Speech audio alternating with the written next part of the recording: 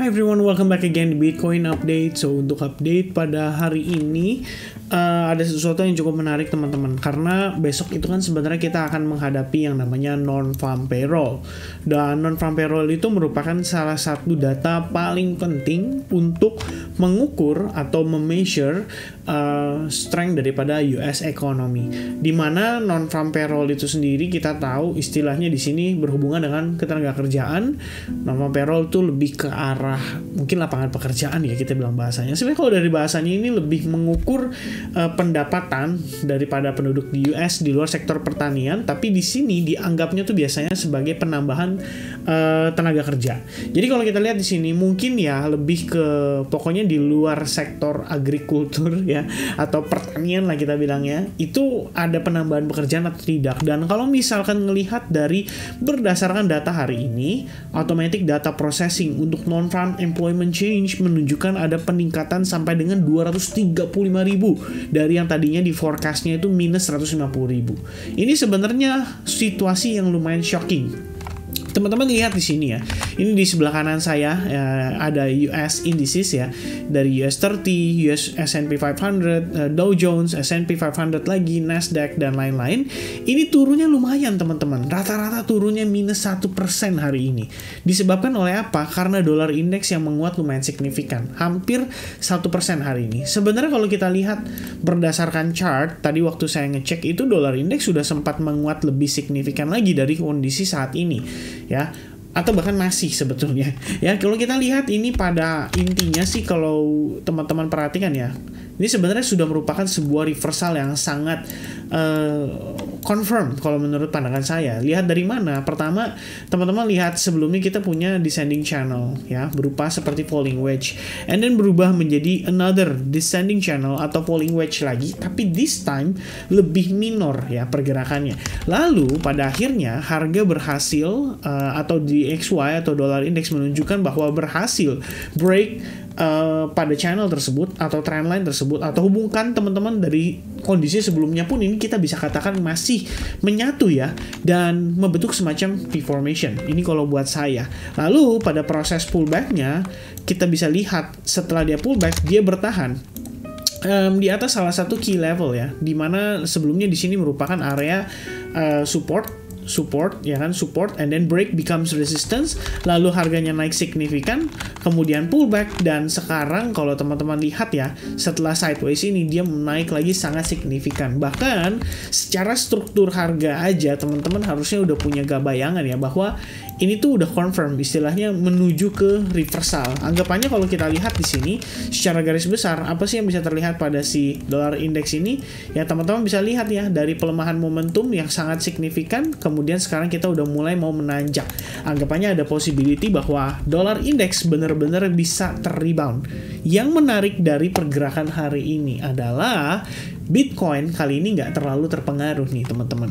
Nah, cuman saya mempertanyakan apakah ini adalah sebuah situasi di mana biasanya kita kan sama-sama tahu ya, Bitcoin tuh punya kebiasaan yang sangat nggak enak untuk kita rasakan ibaratnya. Kebiasaan apa itu? Yaitu berupa fake out.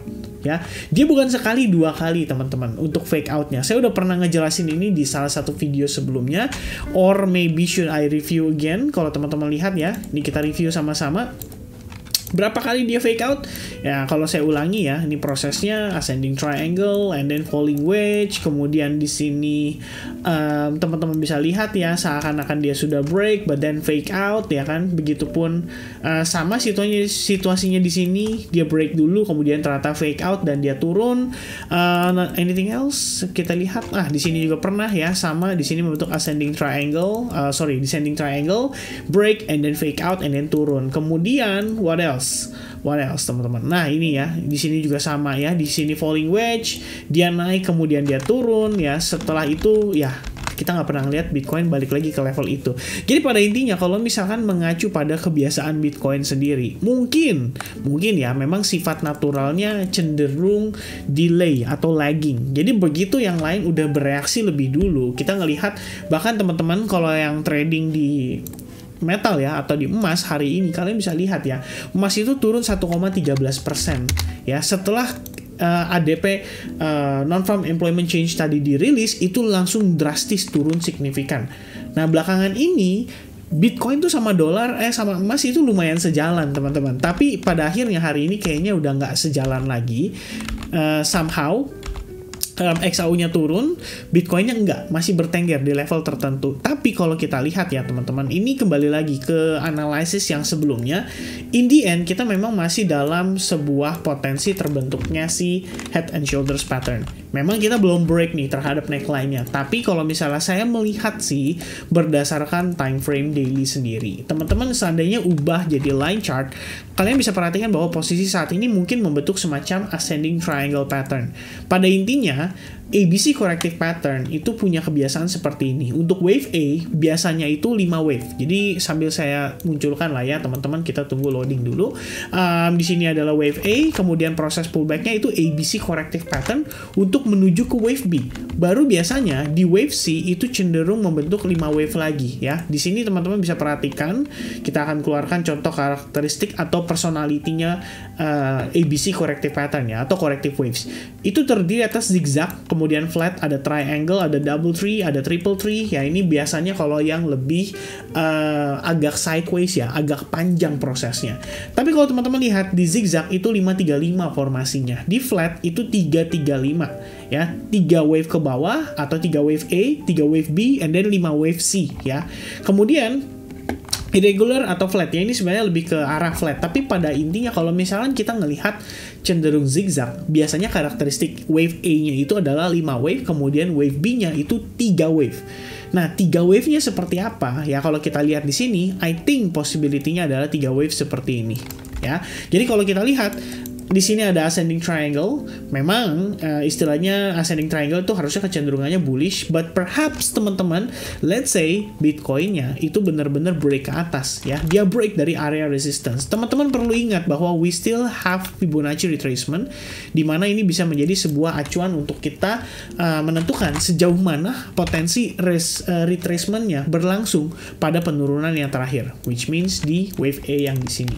Nah, kalau teman-teman lihat nih, ini nantinya begitu dia break, kalau seandainya dia naiknya benar-benar slow, gak ada power, tapi dia create higher high, waspada terhadap possibility of ascending triangle. In the end, pergerakannya ternyata hanya membentuk semacam ascending channel aja, bukan triangle, and then seperti bear flag pattern, dan pada akhirnya dia turun lagi untuk mencari wave C-nya.